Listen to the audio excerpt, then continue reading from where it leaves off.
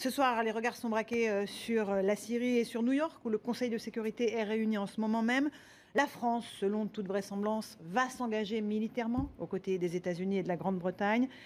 Une guerre pour quoi faire? Est-ce que c'est notre guerre, selon vous, Monsieur Bayrou? Je trouve que la position de la France est imprudente. Je pense que c'est une affaire d'une gravité presque sans précédent, parce qu'on est là sur un champ de mines, et ce champ de mines, il est fait de plusieurs conflits gravissimes et historiques. Il y a un conflit séculaire, larvé, et qui ne demande qu'à exploser entre deux familles de l'islam, les sunnites et les chiites. Il y a un conflit entre les fondamentalistes et ceux qui voudraient des États plus équilibrés. Il y a un conflit latent entre Israël et l'Iran. Non, mais il faut dire ce genre de choses. Je ne veux pas en traiter de manière légère. Mais est-ce que la France doit s'engager dans ce conflit-là? Je vous dis que je trouve que la position de la France aujourd'hui, et de ce point de vue-là, en étant très va-t-en-guerre, est une position imprudente. Alors je sais bien que les deux grandes familles politiques le soutiennent, l'UMP et le PS. Moi, j'appelle à la plus grande prudence et à la plus grande réflexion. D'abord sur les faits. Est-ce qu'on est assuré des faits, des événements? Est-ce que 100 000 morts, on peut continuer à appeler à la prudence je viens de lire une dépêche disant que les inspecteurs de l'ONU demandaient 4 jours de plus pour finir leur enquête. Ça mérite... Ils les auront probablement. Ça mérite qu'on y réfléchisse. Donc les faits. Qui est responsable de ce qui s'est passé? Vous savez, dans ce genre de conflit, il y a souvent des présentations qui correspondent pas réellement à la réalité. Vous pensez que ce n'est pas Bachar al-Assad? Je me souviens précisément de ce qui s'est passé au moment de l'Irak.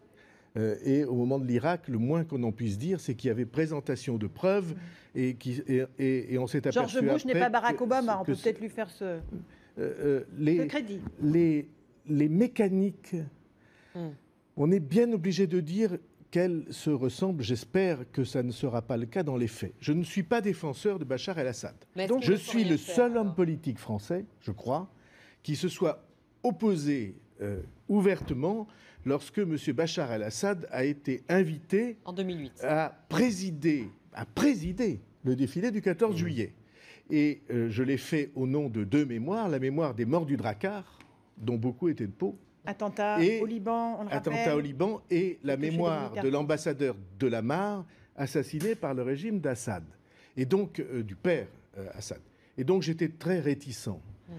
Mais aujourd'hui, une intervention armée de l'Occident sur le tonneau de poudre que constitue cette région, même s'il y a beaucoup de voix dans les puissances d'expression qui se font entendre de ce point de vue-là, politique, moi je trouve que c'est imprudent. Donc on attend... Monsieur Bayrou, si on prend un tout petit peu de recul en attendant effectivement d'en savoir probablement plus, bon, les Français l'ont peut-être oublié, mais vous avez voté pour François Hollande. Comment vous le trouvez, votre candidat en chef de guerre? C'est pas son plus mauvais registre. Et quel est votre jugement aujourd'hui? J'ai soutenu François Hollande sur le Mali. J'ai considéré qu'il agissait bien, juste, avec la responsabilité nécessaire. Dans cette affaire précise, le premier qui a appelé à l'intervention armée, c'est Nicolas Sarkozy. Et aujourd'hui, le responsable de l'UMP, Jean-François Copé, soutient ouvertement et avec des mots auxquels il ne nous a pas habitués la position de François Hollande. Donc, pour moi, ça n'est pas François Hollande que je juge dans cette affaire, c'est la France. La France, devenue le pays le plus va-t-en-guerre, beaucoup plus que Barack Obama, si on regarde les choses. Barack Obama a un mode d'expression qui est presque plus retenu que les responsables français. Les mots de François Hollande hier, c'était « nous interviendrons après résultat de l'enquête de l'ONU ». Très bien. Et donc, n'était pas si considérons au moins que la mécanique qui est lancée, dans laquelle nous sommes pris aujourd'hui, mécanique qui consiste à faire comme si l'intervention armée était décidée et comme s'il était évident que la France devait être en première ligne dans cette intervention armée, ça mérite au moins qu'il y ait Donc, quelques responsables qui disent, non, pas attendre, enquêter, réfléchir, vérifier, mesurer les conséquences. Mais punir, comme l'a dit François Hollande. Conséquences il y aura. Et conséquences sur qui? Mais François Bayrou, ça fait plus de 2 ans que ce conflit a commencé, oui, et il y a eu 100 000 morts. Ça Est-ce qu'on n'a pas eu le temps de réfléchir, de mesurer les conséquences? Ça n'est pas un conflit simple dont on puisse parler en quelques phrases sur un plateau. Je vous fais simplement la remarque que ce conflit a commencé il y a 2 ans, qu'il y a eu 100 000 morts, qu'on peut imaginer qu'en 2 ans, les dirigeants de la planète et les membres du Conseil de sécurité de l'ONU ont eu le temps de réfléchir. C'est un conflit communautaire. Un certain nombre de communautés contre d'autres communautés. Ça n'est pas un conflit seulement entre le haut, entre les puissants et le peuple. C'est le contraire. Ou plus exactement, c'est tout différent. C'est un conflit entre communautés. Et je repose la question que je posais à l'instant. Qui vont être les victimes?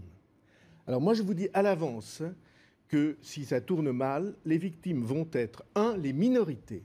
Minorités musulmanes, chiites, alaouites, minorités chrétiennes. Je demande qu'on y réfléchisse. Les minorités chrétiennes de cette région qui sont aujourd'hui persécutées, poursuivies, dont on brûle les lieux de culte. Et c'est le chrétien que vous êtes qui parle? Non, c'est le responsable politique le entre guillemets humaniste que j'espère être qui parle. Ça serait des minorités d'une autre religion. Ma position serait la même et a d'ailleurs toujours été la même. Donc les minorités chrétiennes et le Liban. Parce que qui va trinquer au bout de ce chemin? C'est évidemment le Liban. Donc, dès l'instant que les fondamentalistes musulmans, qui sont ultra majoritaires dans le camp de l'opposition à Assad, vont prendre le pouvoir, vous voyez bien qui va trinquer. En un mot. Vous trouvez François Hollande sur la Syrie un peu imprudent et un peu suiveur? Je pense que sur la Syrie, les autorités françaises sont imprudentes et se portent, à mon avis, de manière un peu irréfléchie en première ligne d'un conflit qui a des conséquences dangereuses. On a bien compris cela. Et auquel il est... Donc vous n'êtes qu'à moitié satisfait de votre candidat, même en politique étrangère. On parlera de l'économie tout à l'heure. On va parler d'économie tout de suite. On va parler d'économie tout de suite. Monsieur Bayrou. Je vois bien ce que vous êtes en train de faire. Vous êtes en train de ramener la politicaillerie intérieure dans cette affaire. Excusez-moi de dire, ça n'est pas une affaire de politique intérieure.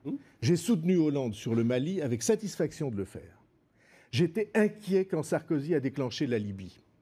Et je me suis exprimé à cette époque. Et les conséquences de la Libye, nous en avons payé les pots cassés partout, y compris dans de larges zones de l'Afrique, y compris aujourd'hui en Syrie.